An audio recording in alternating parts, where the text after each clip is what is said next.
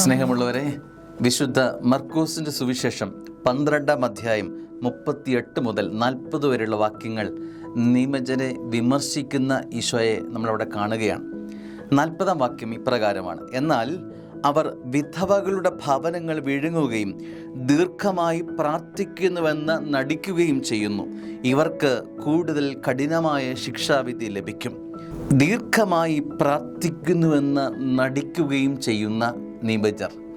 സ്നേഹമുള്ള സഹോദരങ്ങളെ, ദൈവവുമായുള്ള ബന്ധമാണല്ലോ പ്രാർത്ഥന. ഈ പ്രാർത്ഥനയെ ഒരു നാട്യമായി മാറ്റുന്ന, ഒരു അഭിനയമായി മാറ്റുന്ന നിയമജ്ഞരെ കർത്താവ് വിമർശിക്കുകയാണ്.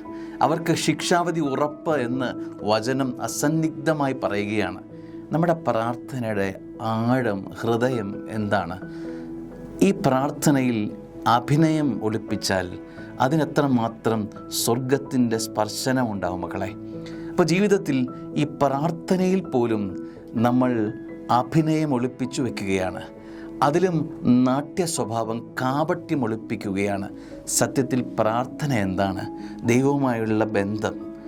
അവിടെ ഞാനും എൻ്റെ ദൈവവുമായുള്ള ഒറ്റയ്ക്കുള്ള ഒരു ബന്ധത്തിലാണ് പ്രാർത്ഥന ആഴപ്പെടുന്നത്. ഈ പ്രാർത്ഥനയിൽ പോലും കലർപ്പ്, വിഷം ചേർക്കുന്ന ഒരനുഭവമല്ലേ ഈ കാപട്യമെന്നത്.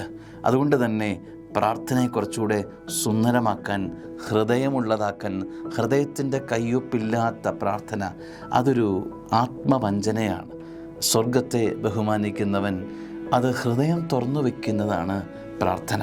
നമ്മൾ ഇന്നത്തെ ദിവസത്തെ നമ്മുടെ പ്രാർത്ഥനയെ കുറച്ചുകൂടെ സുന്ദരമാക്കാൻ പരിശ്രമിച്ചാലോ?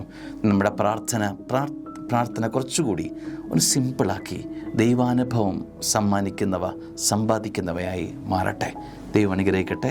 ആമേൻ.